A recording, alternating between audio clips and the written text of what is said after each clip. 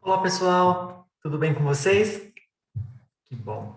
Então vamos dar continuidade aí ao nosso momento de aprendizado e de construção.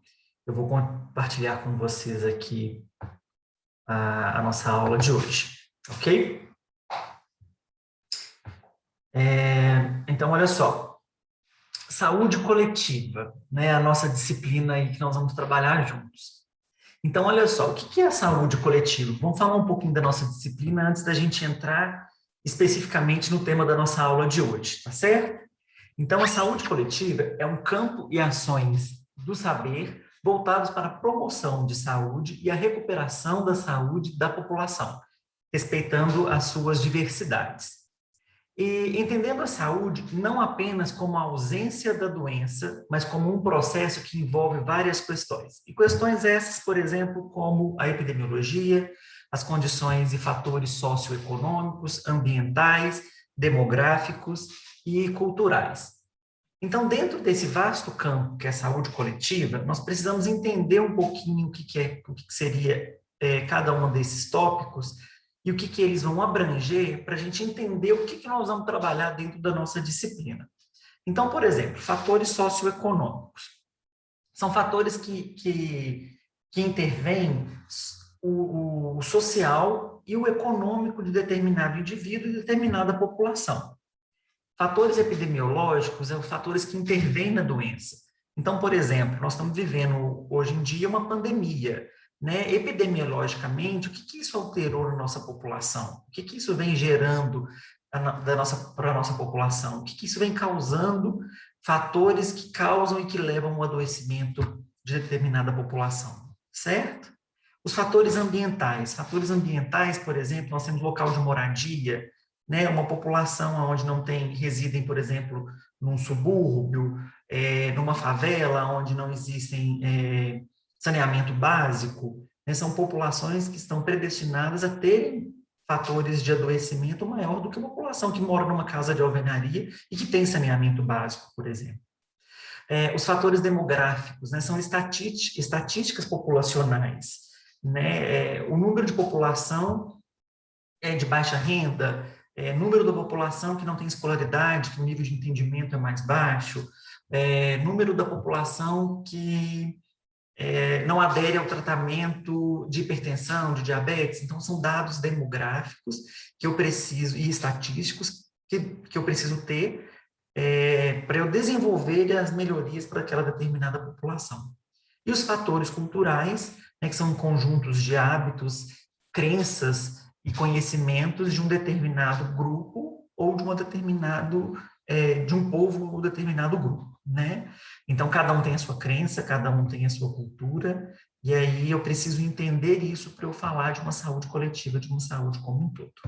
Bom, é, então vamos dar uma continuidade à aula. Na nossa primeira aula de hoje, o conceito saúde e doença. Saúde é doença. Então, vamos começar a pensar sobre isso. O que seria saúde? O que é saúde para você? O que é doença para você? Então, a saúde é um estado de boa disposição. Então, isso quer dizer que eu tenho condições físicas, condições psíquicas, sociais, que vai gerar um bem-estar para aquele indivíduo. Não adianta eu ter uma saúde física boa, mas eu não ter uma saúde psíquica boa. E aí nós vamos falar desses processos ao longo das nossas aulas, né? E aí, quando a gente envolve condições físicas e psíquicas, por exemplo, não quer dizer que a pessoa tem uma doença mental, é um paciente psiquiátrico, mas às vezes é uma pessoa, né, que está passando por um momento conturbado na vida, né? Um exemplo, brigou com o marido, está chateada, está nervosa e entra num grau de um início de uma depressão, por exemplo, né? Não está no seu momento de bem-estar psiquicamente, né? A pessoa está triste, a pessoa sem saber o que vai fazer, né? Quais decisões vão tomar. Então, tudo isso reflete. Então, se eu não estou bem fisicamente, obviamente eu não vou estar bem psiquicamente, ou vice-versa, e a mesma coisa o social, tá certo? Então, a saúde quer dizer que é a ausência da doença, ok? E o que seria a doença? Então, a doença, pela Organização Mundial de Saúde, ele nos traz que é um conjunto de sinais e sintomas que possam afetar o bem-estar do indivíduo, físico, psíquico e social, tá bom? Tranquilo até aqui? Acha que isso vai cair na prova? Com certeza, tá bom? Então já pode pegar seu caderninho e fazer as anotações aí, que vocês podem ter certeza que isso é uma perguntinha de prova. Combinado? Olha para você ver que o professor bonzinho, já estou dando até dicas para vocês de prova. Não, por que nós vamos discutir o que é saúde e o que é doença dentro da nossa disciplina? Todos devem ter assegurados o exercício e a prática do direito à saúde. E isso é um dever das nossas políticas sociais. Então, com a aplicação e a utilização de toda a riqueza disponível, de conhecimentos e tecnologias desenvolvidos pela sociedade neste campo, adequados às suas necessidades, abrangendo a promoção e a proteção da saúde, a prevenção, diagnóstico e tratamento de habilitações. Então, a gente vai discutir o processo saúde e doença, porque a gente tem que utilizar todas as nossas tecnologias, todos os nossos conhecimentos e estudos, pensando num bem maior para os nossos pacientes, para a nossa população, para o nosso grupo, que vai ser assistido pelos cuidadores, né, que somos nós da enfermagem, equipe médica, equipe multidisciplinar. E esse direito, gente, é garantido a todos, né? Todos têm que ter acesso à saúde. Então, por isso que a gente estuda isso. E esse direito é um componente do exercício da cidadania. É um referencial e um valor básico dado pelo poder público para a banalização e orientação de suas condutas, decisões, estratégias e ações. Tá certo? E determinantes em saúde ao longo da história. Vocês vão observar que nesses primeiros momentos da nossa disciplina, é muita coisa teórica, muita coisa histórica, para a gente entender o porquê nós estamos vivenciando agora e o quão foi importante a evolução da saúde coletiva, tá? Então, os determinantes da saúde ao longo da história vão depender do tipo de conhecimento atual, que geram diferentes modelos explicativos, e aí a gente tem várias crenças, culturas que nós vamos falar, o tipo de organização social, que geram diferentes estratégias de intervenção. Não adianta eu querer aplicar um modelo de assistência em uma determinada população e querer aplicar a mesma modelo de assistência em uma determinação Y, certo? Então, vamos imaginar, eu estou de um lado de Belo Horizonte, onde tem uma população da área de abrangência de uma unidade, que tem, pelos estudos, observaram-se que tem um nível de escolaridade melhor. E aí eu estou no outro lado de Belo Horizonte, onde tem uma deficiência de escolaridade, o nível de marginalização é alto. Então, adianta eu querer explicar para uma população que tem um poder de entendimento melhor do que uma população carente, por exemplo? Não adianta. Então, isso vai diferenciar muito de todo o processo que a gente vai ver. Então, o conceito de saúde, como já foi dito no início da nossa aula sobre saúde coletiva, reflete a conjuntura social, econômica, política e cultural. Ou seja, a saúde não representa a mesma coisa para todas as pessoas. Vai depender da época, vai depender do local, do lugar, e vai depender também da classe social, como já foi dito. Combinado? Então, falando um pouquinho de história, falando um pouquinho de como que era esse processo de saúde, a gente entra nessas interpretações mágico-religiosas. No nosso passado, né, o processo saúde-doença era tido como alguma coisa de força alheia, de uma punição que o indivíduo merecia passar. Então, o princípio de que a doença resulta de ações das forças alheias ao organismo, que neste se introduzem as causas do pecado e da maldição. Então, você vai ficar doente, você vai ter uma alteração no seu organismo por uma maldição. Certo? E aí Hebreus cita que a doença como um sinal da cólera divina, né, um mal divino, diante dos pecados humanos. E aí a gente tem como exemplo a lepra no Antigo Testamento, né, e a gente sabe o quanto isso foi sofrido para toda aquela população. E aí a gente tem uma foto aqui de um feiticeiro, né, que eles eram os curandeiros da época, que é o xamã, que é o feiticeiro tribal, a quem se encarregava de expulsar, mediante rituais, os maus espíritos causadores da doença. Então, numa determinada tribo, uma pessoa apresentava algum sinal de doença nessa época.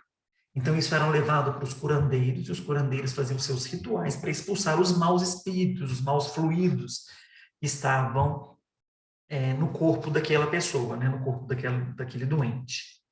E aí aqui eu trago uma outra imagem, né, para ilustrar esse momento, de um ritual onde eles estão expulsando os espíritos daquele corpo, né? E esses curandeiros, esses feiticeiros, eram tidos como os deuses daquela aldeia, né, daquele local, porque eles conseguiam expulsar os espíritos, certo? As explicações empíricos racionais. Hipócrates, né, que é o pai da medicina, isso antes de Cristo, e alguns estudos relatam que ele morreu a 377 antes de Cristo, né? E os estudiosos relatam que ele era de uma família onde era desenvolvida atividades na medicina e também na magia. Então tinha-se também essa cultura aí da magia, né, do curandeiro, do feiticeiro também nessa época e antes de Cristo, certo? Então ele, né, o Hipócrates, o pai da medicina, ele cita que a saúde é o equilíbrio dos 4 fluidos, que na teoria dele chama teoria dos humores, que se destina-se como a bile amarela, a bile negra, fleuma e o sangue. E nós vamos observar, né, no decorrer da nossa aula, que essa teoria dele, isso antes de Cristo, reflete muito no que a gente vivencia hoje. E no próximo slide eu coloquei um quadro aonde vocês vão identificar que a gente correlaciona isso ainda hoje, né? Não como a bile amarela, como a bile negra, né, o fleuma, mas são fatores que ainda são observados até hoje. Claro que isso desenvolveu-se muito, né? Então não é essa comparação que eu quero trazer para vocês. Eu quero trazer que antes de Cristo já se falava isso e hoje ainda a gente se fala nisso e a gente ainda, na anamnese do paciente, a gente ainda observa, certo? Então, olha só, a bile amarela, ela é secretada pelo fígado. E aí ela era determinada como quente e seca. A bile negra é secretada, né? Secretada quer dizer que ela saía do baço e do estômago e era tido como frio e seca. O fleuma, que eram as secreções excretadas pelas mucosas. E aí a gente pensa, né, na urina, na fezes, no vômito, né? Que eram trazidas também como fria e úmida, e o sangue quente e úmido. E aí ele acreditava que o sangue ele era armazenado no fígado, e aí do fígado ele ia para o coração para ele ser aquecido e úmido, certo? Então, dentro dessa explicação empírico-racionais de Hipócrates, eram os 4 elementos: água, ar, fogo e terra, certo? E ele, nessa época, né, que ele defendia esses estudos, eram também os órgãos de coração, cérebro, o fígado e o baço. Ok? Então, ele coloca que os homens pensam que a epilepsia divina meramente por... Desculpa, os homens pensam que a epilepsia é divina meramente porque não a compreendem. Se eles denominassem divina qualquer coisa que não compreendem, não haveria fim para as coisas divinas. Então era muito fácil, né? Eu não entendo, eu não sei o que é, vou colocar como uma força divina. Né? E hoje em dia a gente tem estudos e a gente tem, né, artigos, né, estudos para sair dessa forma empírica do que eu acho e para falar de uma coisa real, tá certo? Então, nessa tabela dos humores e suas associações, eu trago um pouquinho do que é para vocês estarem correlacionando com o que a gente tem hoje dentro da medicina. Então, do sangue. O sangue é o significado de resistente, de confiante, de otimista, de alegre. Então, na anamnese a gente avalia isso, né? E aí vamos correlacionar um pouquinho do que a gente tem hoje. Eu tenho sangue, né, correndo ali, um sangue rico em vitaminas, em proteínas, né, a hemoglobina do paciente está alta, o paciente está bem, o paciente está alegre, o paciente está vívido, né?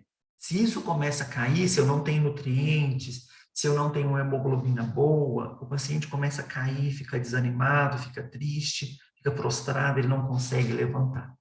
Então, estão entendendo a correlação que eu quero trazer para vocês?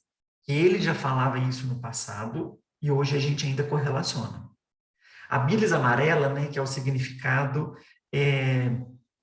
de raiva, né, do paciente está amargo, então é uma mistura de mau humor, e aí o paciente ictérico, que ele já correlacionava isso à cor da mucosa, né, e à cor dos olhos do paciente, ele já olhava isso, então isso queria dizer que é um paciente hostil.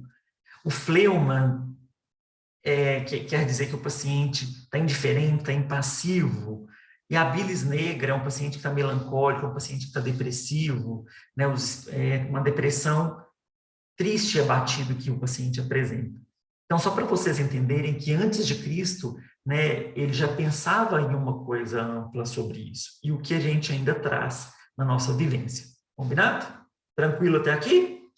Pessoal, vão anotando as dúvidas de vocês durante assistir a aula, que aí no nosso momento de discussão online a gente vai tirando as dúvidas, certo?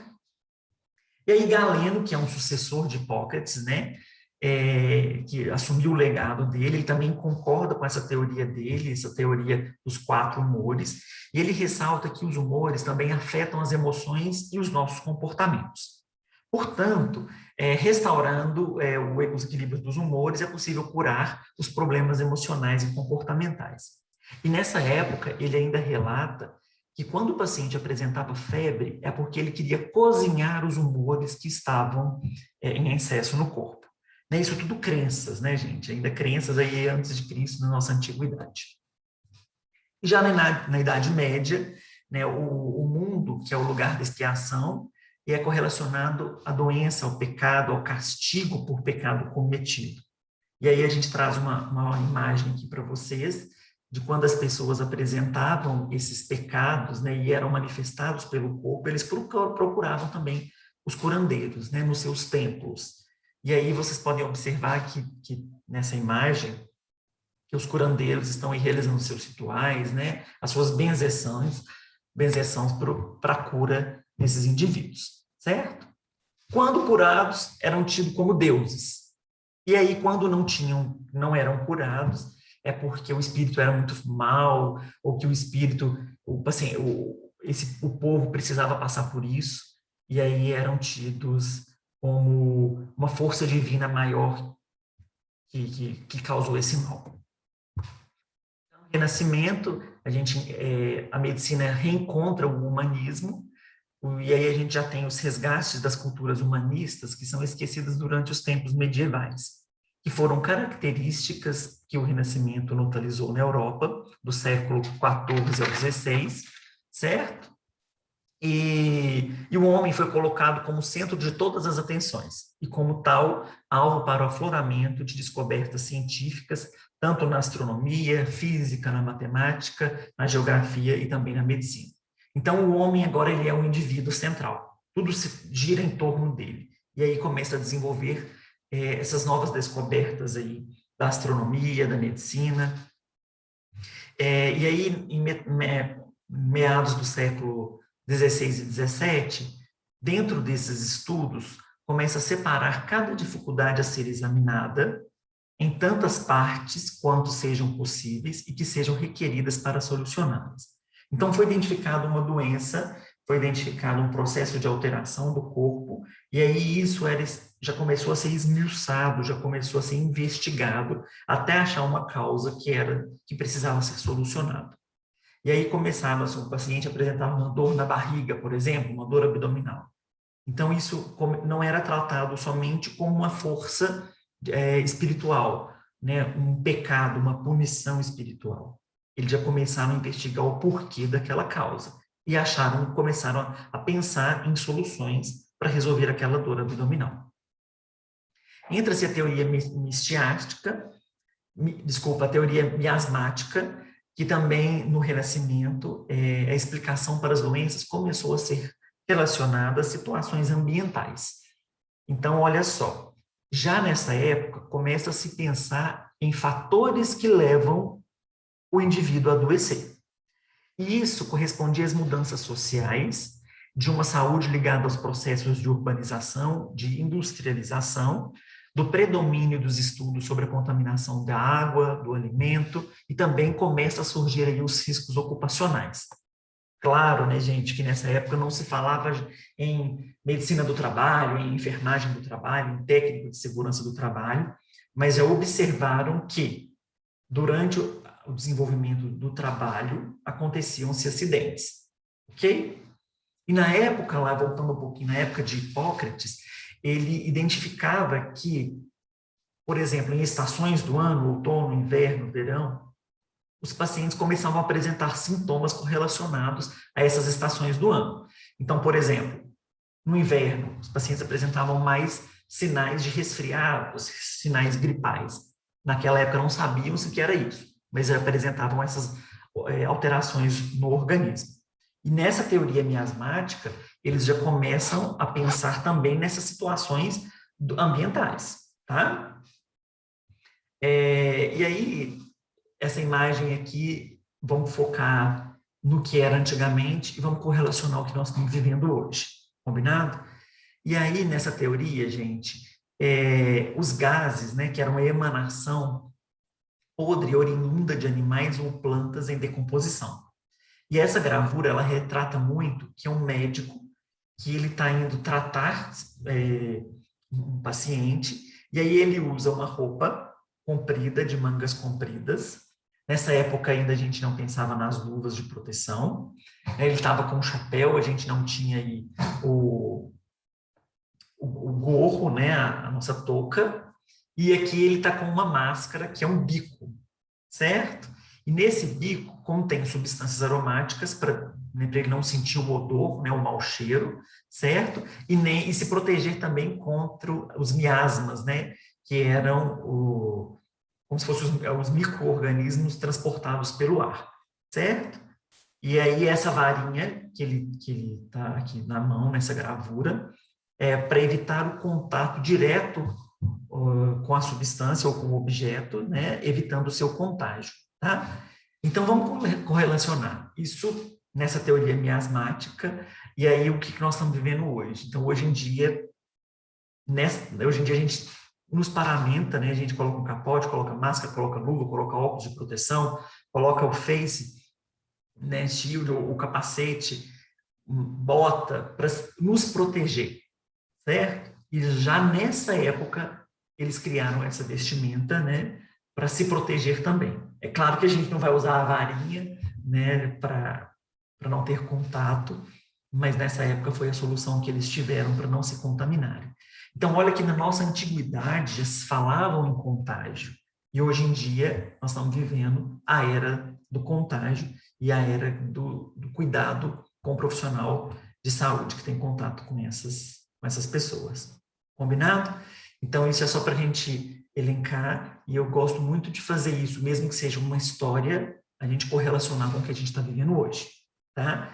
A gente tem que pensar muito na evolução e nos benefícios que isso tem trazido para a nossa medicina.